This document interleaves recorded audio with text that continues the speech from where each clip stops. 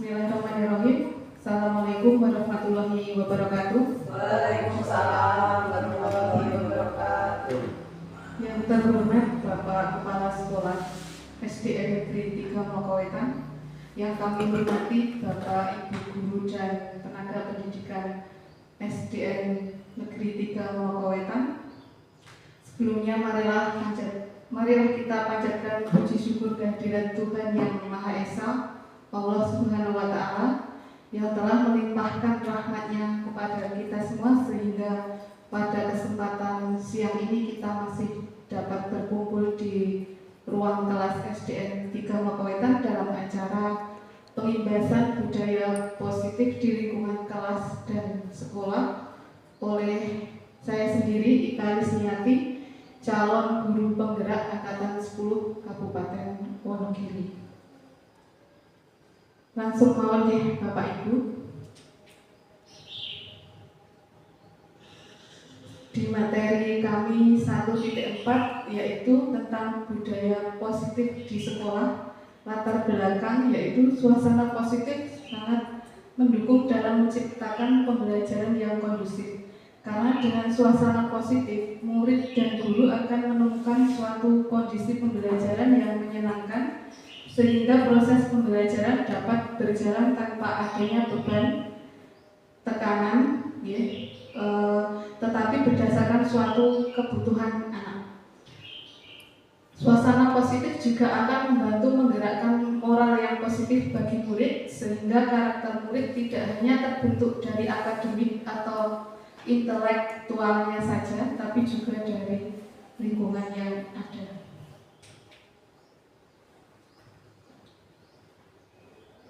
Budaya positif adalah nilai-nilai atau keyakinan-keyakinan dan kebiasaan-kebiasaan di sekolah yang berpihak pada murid agar murid dapat berkembang menjadi pribadi yang kritis, penuh hormat, dan tanggung jawab.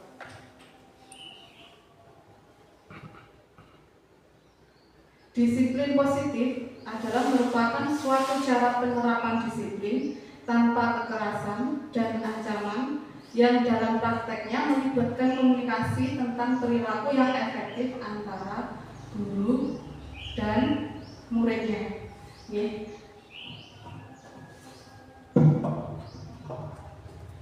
Jadi berbeda nih Bapak Ibu antara peraturan sekolah dan kesepakatan kelas, itu berbeda. Kalau peraturan itu dibuat dari satu pihak, sedangkan kalau kesepakatan itu melibatkan anak dan gurunya.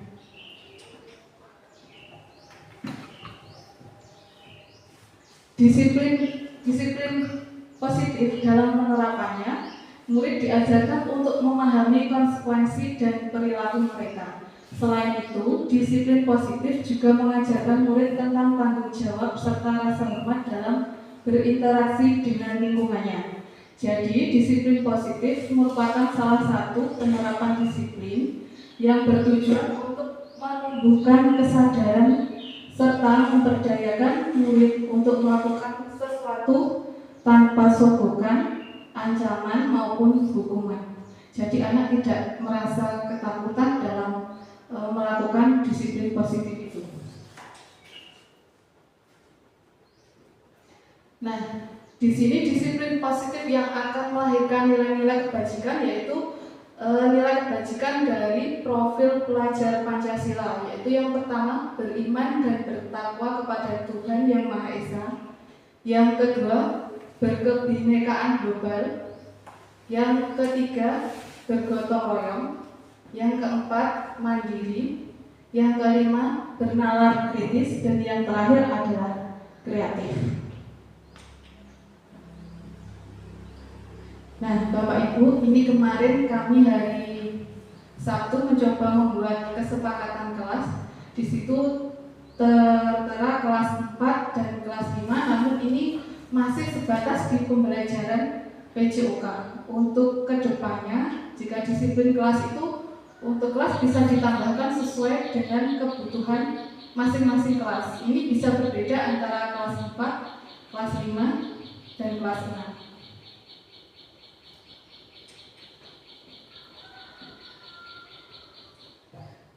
Nah, Bapak Ibu, disiplin kelas tadi disesuaikan dengan kebutuhan dasar manusia. Kalau kita kebutuhan dasar muridnya, yang pertama adalah kebutuhan bertahan hidup atau survival. Kebutuhan ini meliputi kebutuhan makan, minum, tempat tinggal, pakaian, dan keamanan. Jadi semisal muridnya Bapak Ibu guru itu belum waktunya istirahat, tapi sudah sering ke kantor, matur sama Bapak Ibu gurunya, Bu boleh istirahat, Bu boleh makan. Ini adalah masuk kebutuhan yang pertama. Ini adalah hal yang manusiawi. Jadi tidak usah dimarahi, dijelaskan lagi sesuai dengan kesepakatan kelas. Istirahatnya jam berapa anak-anak, seperti itu ya. Yang kedua adalah kebutuhan kasih sayang dan rasa diterima atau love and belong. Kebutuhan ini meliputi kebutuhan akan rasa cinta, kasih sayang, penerimaan, dan hubungan sosial. Jadi semisal murid kita itu ada yang cukur, sudah diingatkan rambutnya belum dipotong atau mungkin potongnya masih tidak sesuai, karena itu anak ini ingin diperhatikan sebenarnya apa yang dia lakukan itu sesuai dengan kebutuhan di nomor 2. Yang ketiga, penguasaan atau power. Kebutuhan ini meliputi kebutuhan akan rasa berdaya, mampu, dan berpengaruh. Misalnya di pembelajaran olahraga itu anak bermain sepak bola, dia menginginkan saya saja kaptennya, saya saja, karena dia merasa mampu di situ. Ya, yang keempat adalah kebebasan. Kebutuhan ini meliputi kebutuhan yang akan otonomi, pilihan, dan kontrol atas kehidupannya sendiri. Ya, jadi dia ingin bebas, tidak terikat. Aku inginnya ke sini, aku ingin ke situ, ya seperti itu. Yang kelima adalah kesenangan atau fun. Kebutuhan ini meliputi kebutuhan akan pengalaman yang menyenangkan dan memuaskan. Jadi Bapak Ibu guru, kalau siswa-siswa penjenengan itu di luar itu ada jam olahraga dan dia kok lebih melihat keluar, kok kayaknya asik, itu karena kebutuhan akan kesenangan anak-anak, hobi. Mungkin hobinya anak-anak di luar ingin ikut olahraga atau mungkin diajak pelajaran matematika, tapi anak ini memilih menggambar. Jadi itu adalah kebutuhan akan kesenangan. Seperti itu Bapak Ibu. Jadi 5 kebutuhan dasar ini yang menjadi alasan anak-anak melakukan tindakan. Gitu. Kita sebagai pendidik itu sebenarnya di sekolah itu menjadi kontrol utamanya. Kontrol yang bagaimana? Yang sering kita lakukan. Yang pertama itu sebagai penghukum. Kedua, pembuat rasa bersalah. Yang ketiga, kontrol sebagai teman. Yang keempat, kontrol sebagai pemantau. Dan yang kelima, sebagai manajer. Menurut Bapak Ibu, kontrol ini yang paling bagus yang mana ya? Teman. Oke, teman. Kita coba lihat dulu. Yang pertama, penghukum. Seorang penghukum ini bisa menggunakan hukuman fisik maupun verbal. Orang-orang yang menjalankan posisi penghukum senantiasa mengatakan bahwa sekolah memerlukan sistem atau alat yang dapat lebih menekan murid-murid lebih dalam lagi. Biasanya menggunakan nada tinggi, bahasa tubuh seperti mata lebih melotot, jari-jari menunjuk atau menghardik. Yang kedua, posisi kedua kontrolnya adalah pembuat rasa bersalah. Pembuat rasa bersalah akan menggunakan keheningan yang membuat orang lain merasa tidak nyaman, bersalah atau rendah diri. Kata-kata yang keluar dengan lembut seperti, Ibu sangat kecewa sekali dengan kamu. Seperti itu, murid akan merasa bersalah telah mengecewakan ibu dan bapak gurunya. Murid akan merasa menjadi orang yang gagal dan tidak sanggup membahagiakan orang lain. Yang ketiga adalah kontrol sebagai teman. Guru pada posisi ini tidak akan menyakiti murid, namun akan tetap berupaya mengontrol murid melalui persuasi. Posisi teman pada guru bisa negatif atau positif. Positif di sini berupa hubungan baik yang terjalin antara guru dan murid. Guru di posisi teman menggunakan hubungan baik dan humor untuk mempengaruhi seseorang.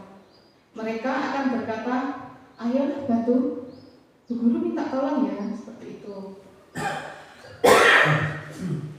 Yang keempat adalah kontrol sebagai pemantau. Pada saat kita mengawasi, kita bertanggung jawab atas perilaku orang-orang yang kita awasi. Posisi pemantau berdasarkan pada peraturan-peraturan dan konsekuensinya. Jadi pada posisi ini kita mengarah pada konsekuensi yang sudah kita sepakati. Semisal anak-anak datang terlambat, konsekuensinya apa yang sudah kita sepakati pada saat kita melakukan kesepakatan kelas. Dengan menggunakan sanksi atau konsekuensi, kita dapat memisahkan hubungan pribadi kita dengan murid sebagai seorang yang menjalankan posisi pemantau. Pertanyaan yang sering muncul yaitu, peraturannya di kelas kita apa, kesepakatannya apa? Kalau kamu melanggar, kamu tahu tidak konsekuensinya? Seperti itu Bapak Ibu. Kontrol yang terakhir yaitu manajer. Posisi di mana guru berbuat sesuatu bersama dengan murid, mempersilahkan murid mempertanggungjawabkan perilakunya, mendukung murid agar dapat menemukan solusi atas permasalahannya. Seorang manajer telah memiliki keterampilan di posisi teman maupun pemantau. Dan dengan demikian bisa jadi di waktu-waktu tertentu kembali pada posisi keduanya tersebut. Semisalnya begini ya Bapak Ibu, kita sudah memposisikan diri sebagai kontrol manager, namun dalam menghadapi situasi tertentu mungkin kita akan kembali ke kontrol sebagai pemantau atau sebagai teman, tergantung permasalahan yang kita hadapi.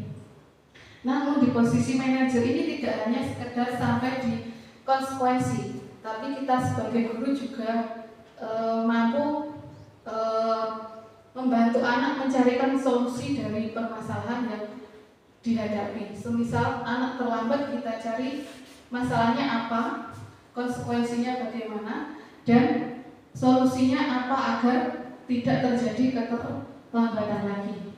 Gitu Bapak Ibu. Dengan adanya kontrol ini kita bisa menjadi atau memilih kontrol yang mana yang tepat untuk diri kita dalam menghadapi peserta didik kita.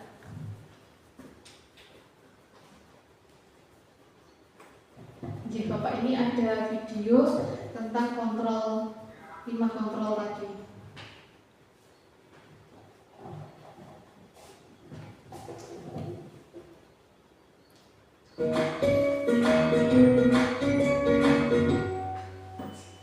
Salam bahagia Ibu dan Bapak guru hebat.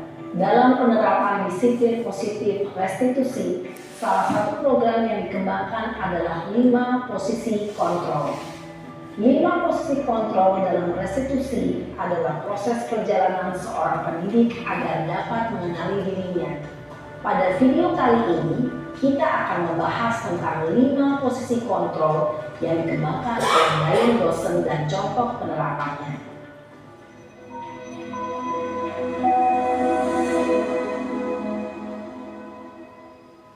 Lima posisi kontrol itu adalah 1. Posisi penghukum. 2. Posisi pembuat merasa bersalah. 3. Posisi teman. 4. Posisi pemantau atau monitor. Dan 5. Posisi manajer. Untuk lebih memahami kelima posisi tersebut, mari kita saksikan kasus Naren yang terlambat hadir 20 menit di sekolah dan melihat bagaimana kelima posisi kontrol dalam menghadapi masalah tersebut.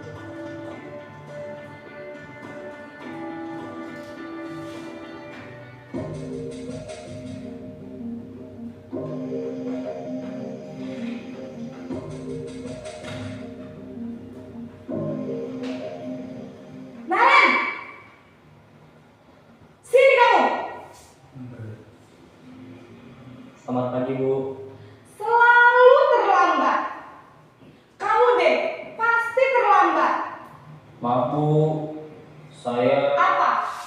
Apa coba? Alasan kamu apa lagi? eh, Kapan sih kamu tidak terlambat? Malas sekali ya kamu jadi anak. saya Dasar pemalas. Gak kapok-kapok sih kamu. Sudah berapa kali terlambat?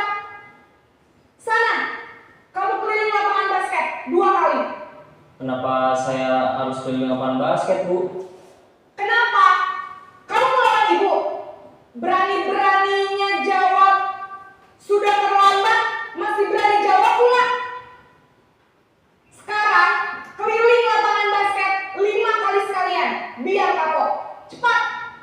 Pergi sana ke lapangan basket. Posisi penghukum biasanya berbicara dengan nada tinggi, menghardik, menunjuk-nunjuk, menyakiti, dan menyindir. Hukuman bisa berupa fisik maupun psikis. Ibu dan bapak guru hebat. Dampak yang terjadi pada murid ketika guru berada pada posisi penghukum adalah murid cenderung akan memberontak, bahkan menyimpan dendam.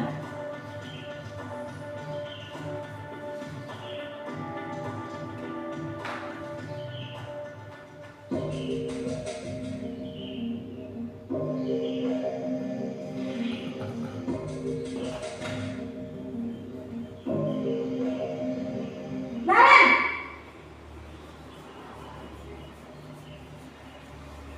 Selamat pagi Bu.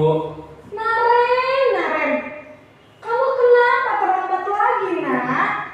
Ya Tuhan, Naren, kamu senang ya bikin ibu susah ya? Kalau kamu terlambat lagi, nanti ibu yang ditegur bapak kepala sekolah, nak.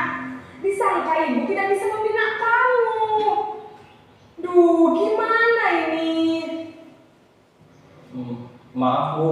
Duh, Gusti Naren, kamu suka ya kalau ibu ditegur bapak kepala sekolah? Terus, sekarang ibu harus tulis apa ini di buku absen? Ini kamu sudah sering terlambat loh. Ibu harus apa coba? Maaf Bu. Maaf sekali. Ya sudah, lain kali jangan bikin ibu susah lagi ya nak ya. Ibu tidak akan kuat lagi kalau kamu begini terus. Bisa jantungan kalau ibu tegur bapak kepala sekolah. Sana cepat kelas. Maaf ya Bu. Maaf sekali. Posisi pembuat rasa bersalah berbicara dengan nada tenang, cenderung lembut. Namun kata-kata yang diutarakan membuat murid merasa menjadi orang yang gagal, memandang buruk dirinya sendiri, merasa tidak berharga, dan tidak sanggup membahagiakan orang lain. Ketika guru mengambil posisi pembuat rasa bersalah, murid akan menganggap dirinya yang bersalah dan ia akan menyimpan emosi negatif tersebut di dalam dirinya.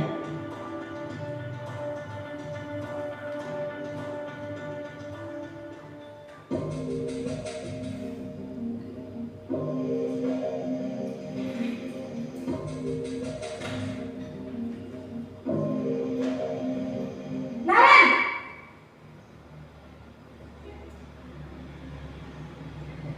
Selamat pagi Bu. Wah, sudah jam berapa ini nak? Terlambat lagi ya sayang. Iya Bu. Habis ibu saya lupa bangunkan saya Bu. Kamu malah menyalahkan ibu kamu. Kamu bukannya anak yang larinya paling kencang. Kok terlambat sih? Iya Bu. Saya memang terlambat bangun tadi. Jadi biarpun saya lari kencang, tetap gak kejar Bu. Ya sudah sana. Nanti lain kali larinya lebih kencang lagi ya. Biar gak terlambat lagi. Bikin seneng ibu. Demi ibu. Bisa kan? Bisa lah Bu. Ya sudah sana masuk kelas. Ibu beresin urusan absen kamu. Kamu ini ada-ada saja. Dalam posisi teman, guru berbicara dengan nada suara ramah, akrab, cenderung bersenda gurau untuk menjaga suasana tetap santai. Murid akan merasa senang, aman, dan akrab dengan guru. Identitas yang tercipta adalah identitas sukses atau berhasil. Namun, perlu diingat, karena ini masih dorongan eksternal, maka ada faktor ketergantungan dari murid kepada orang tertentu. Di sini, guru aksennya, sehingga di lain waktu, murid bisa berperilaku baik, namun hanya kepada orang-orang tertentu saja.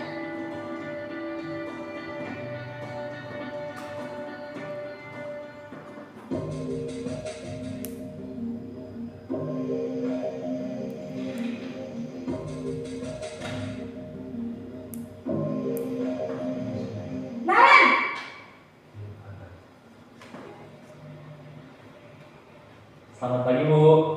Naren, apa peraturan sekolah kita tentang jam berapa kita harus masuk sekolahnya? Kita harus di sekolah jam 7, Bu. Iya betul, sekarang sudah jam 7.20. Naren sudah tahu konsekuensinya jika terlambat hadir. Paham, Bu. Saya harus tinggal kelas pas jam istirahat selama 20 menit. Iya benar, konsekuensinya demikian. Jadi nanti jam 9.30 pas istirahat, kamu harus tinggal di kelas, kerjakan tugas tambahan untuk ketertinggalan kamu, ya? Baik, Bu. Posisi pemantau mengandalkan penghitungan atau data untuk mengontrol murid. Guru mengarahkan murid berdasarkan peraturan dan konsekuensi. Seorang pemantau menunjukkan bahasa tubuh dan ekspresi wajah yang datar dan cenderung formal.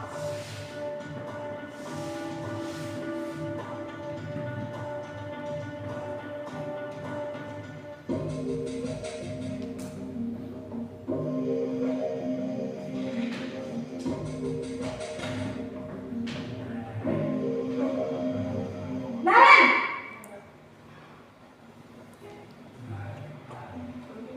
Selamat pagi, Bu. Selamat pagi Naren. Maaf, Bu. Saya terlambat. Iya, sekolah masuknya jam 7, sekarang sudah jam 7.20. Jadi sekarang bagaimana nih Naren? Maaf, Bu. Saya lupa setel alarm saya semalam. Baiklah, menurut kamu, keyakinan sekolah yang mana yang perlu kamu tingkatkan?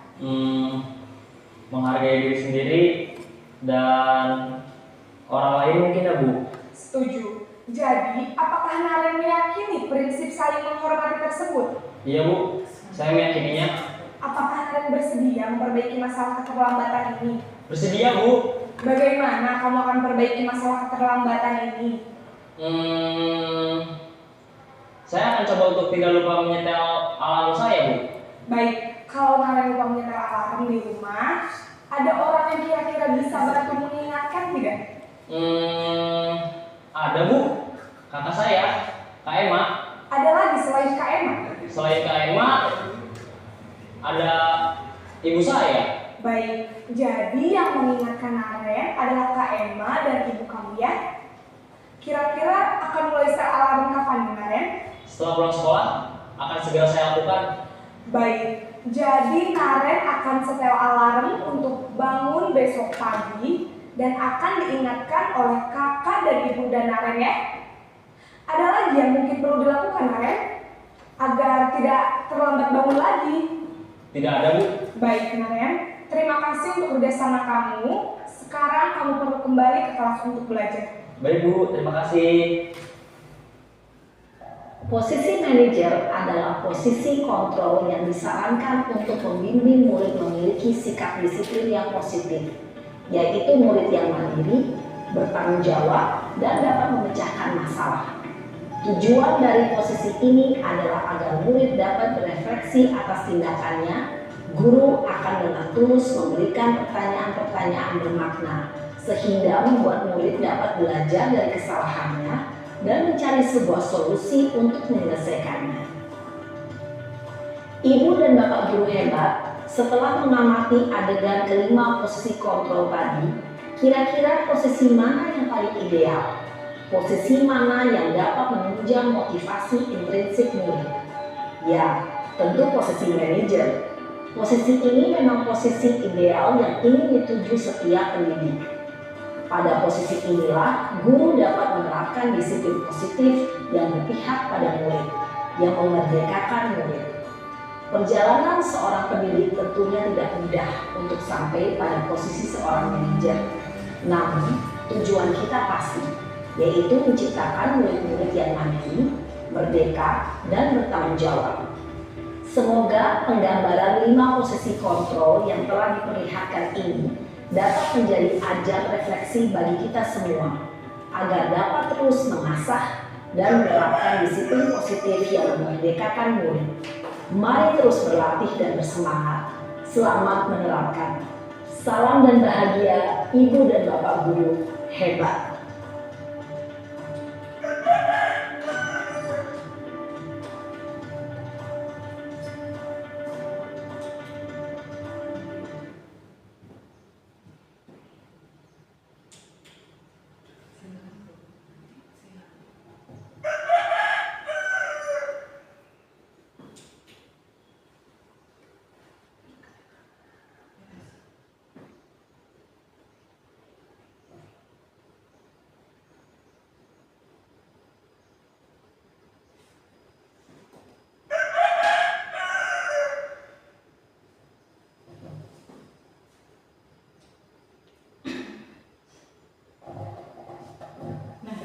Bapak Ibu, dari video ini tadi kita sudah melihat gambaran kita sendiri nih.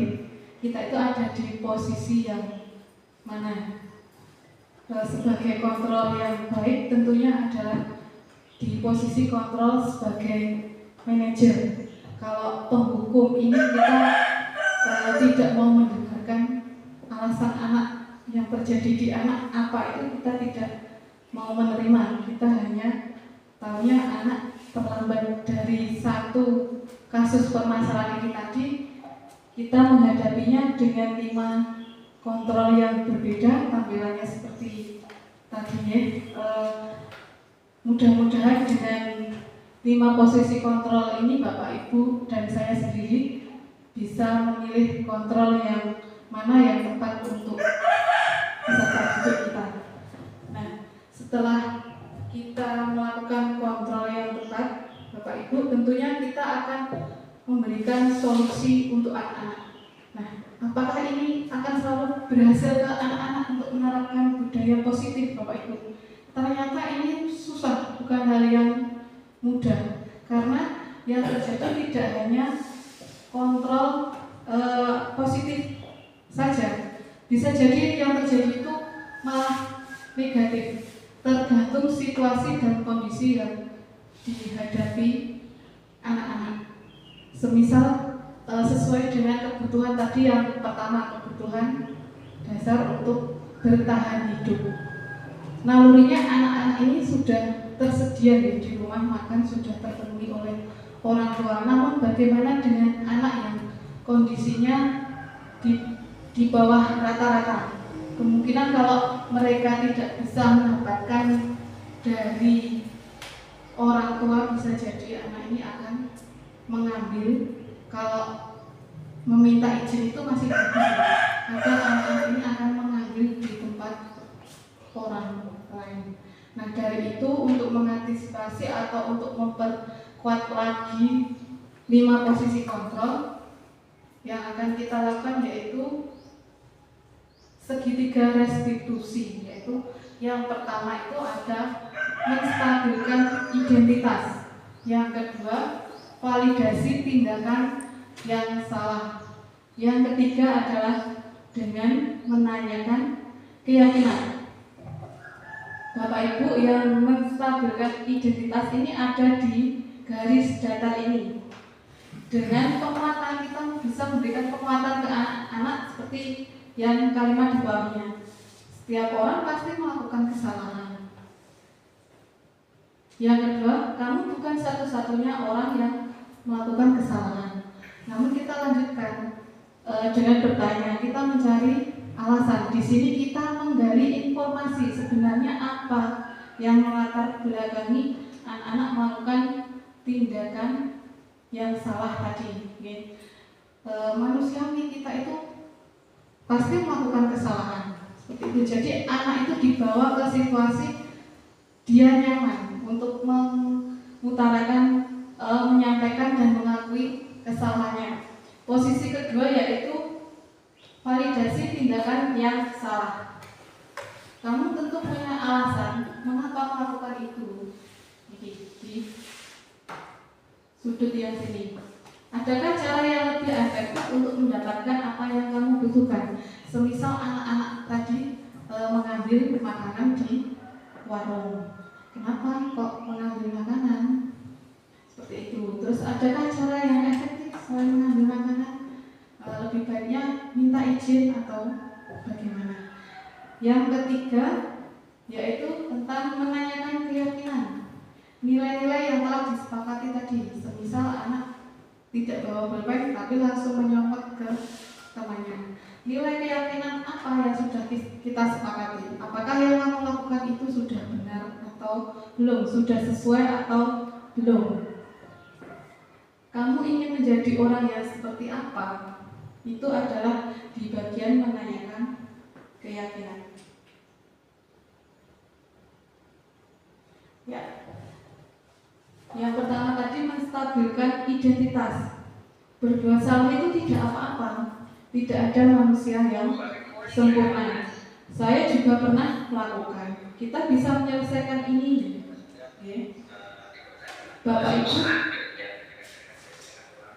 Bapak Ibu tidak tertarik mencari siapa yang salah. Namun Bapak Ibu ingin mencari solusi dari permasalahannya.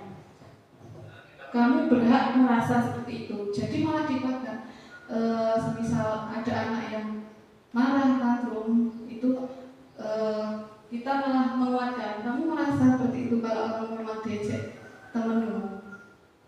Apakah kamu sudah menjadi teman yang baik buat dirimu sendiri? Oke, seperti itu. Kita lanjut.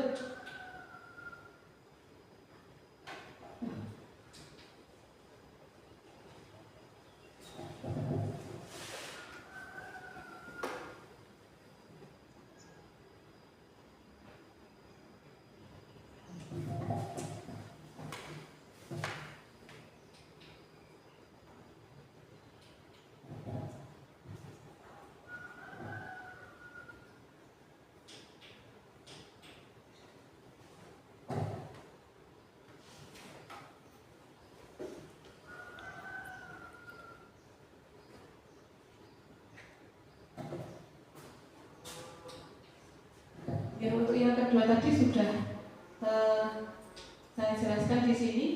Yang ketiga di sini, mungkin hanya itu yang kami sampaikan, kami paparkan kepada Bapak Ibu Guru.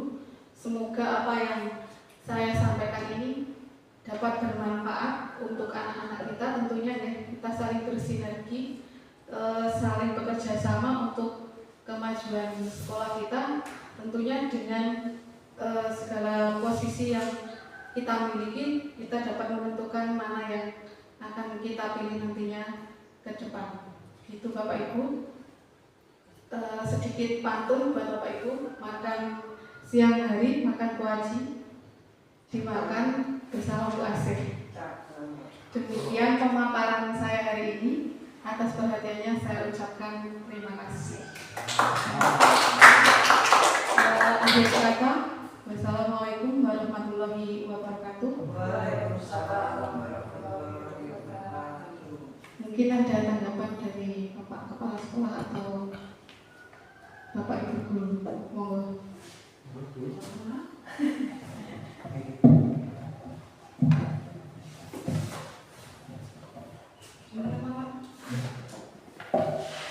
Terima kasih. Mohon izin untuk berikan tanggapan atas semua yang sudah dipaparkan dan juga ditayangkan di layar tadi. Ada beberapa hal yang perlu kita garis bawahi, diantaranya adalah untuk penanaman disiplin positif kepada diri kita sendiri maupun kepada siswa kita, didik kita, dan juga beberapa hal yang sudah ditayangkan tentang dampak dan juga model-model mana yang sesuai dengan diri kita dan lingkungan kita di sekolah. Tentu saja itu memberikan referensi bagi kita semua sebagai seorang pendidik dan bisa memilih kontrol mana yang kira-kira sesuai dengan kondisi kita, dan kita tahu semuanya bahwa untuk menanamkan hal-hal yang positif itu kita sadari bersama tidak semudah membalikkan telapak tangan. Nantinya ada kesulitan-kesulitan tertentu atau ada trik-trik tertentu yang harus kita gunakan untuk memberikan satu sikap positif atau disiplin positif yang itu harus tertanam pada diri kita sendiri maupun kepada anak didik. Untuk itu, terima kasih sekali di tayangan tadi sudah diberikan beberapa referensi bagi kita. Mudah-mudahan kita bisa mengambil mana yang kontrol mana yang kira-kira bisa kita terapkan di lingkungan sekolah kita. Yang tadi sudah ada gambaran sedikit bahwa dari 5 kontrol itu yang sekiranya bisa masuk adalah di kontrol manajer, sehingga kita perlu belajar juga dalam diri kita sendiri sehingga nanti bisa kita aplikasikan pada anak didik, peserta didik yang dirasa itu lebih humanis, jadi tidak ada rasa egois dari seorang guru atau dari seorang teman, dan semuanya bisa menerima apa yang kira-kira itu lebih cocok kita terapkan di sekolah kita. Demikian Bu Ika, terima kasih.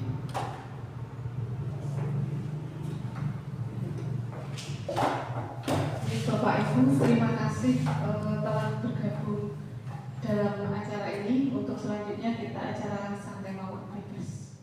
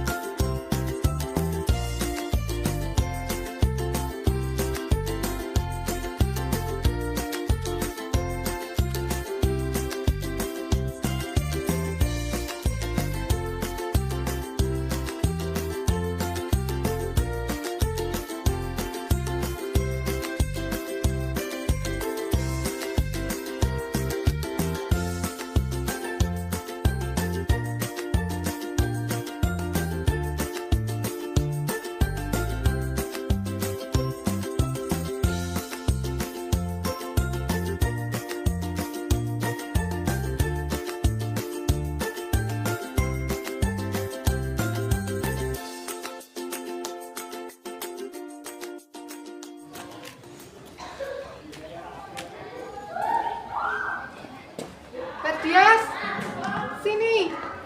Iya, Bu. Ya, kamu.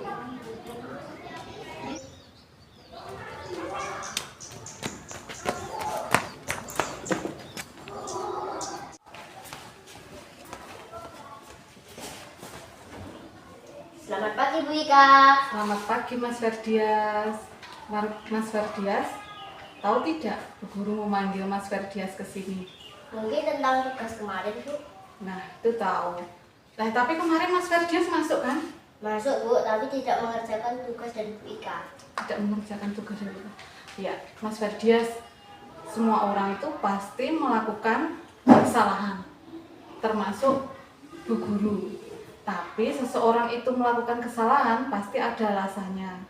Termasuk Mas Ferdias tidak mengerjakan tugas itu pasti ada alasannya. Guru boleh tahu alasannya apa Mas Ferdias tidak mengerjakan tugas? Saya kecapean, Bu, karena kemarin malam saya keasikan main game sampai jam 12 malam. Oke, terima kasih ya sudah jujur dengan Bu Ika. Mas Ferdias masih ingat tentang keyakinan kelas yang kita buat? Masih, Bu. Kira-kira yang dilakukan Mas Ferdias tadi sesuai tidak dengan keyakinan kelas kita? Tidak, Bu. Menurut Mas Ferdias, keyakinan kelas apa yang dilanggar? Tidak bertanggung jawab. Oke, berarti kemarin Mas Ferdias tidak bertanggung jawab karena tidak mengerjakan tugas dari Bu Ika. Oke, terus untuk solusi dari permasalahan ini agar tidak terulang kembali, Mas Ferdias punya solusi? Ada, Bu. Yang pertama, saya minta maaf karena tidak mengerjakan tugas dari Bu Ika. Yang kedua, saya janji tidak akan tidur terlalu malam lagi.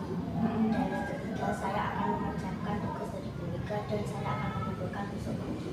Nah, Mas Ferdias sudah membuat solusinya sendiri. Yang pertama tadi minta maaf, yang kedua akan tidur tidak terlalu malam, yang ketiga akan mengerjakan tugas dan dikumpulkan besok.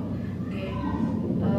Terima kasih Bu Guru, apresiasi buat kamu karena hari ini sudah jujur dan sudah berjanji akan bertanggung jawab dengan mengerjakan tugas dikumpulkan besok dan tidak akan mengulanginya lagi. Ya sudah, sekarang Mas Ferdias boleh kembali istirahat dengan tenang.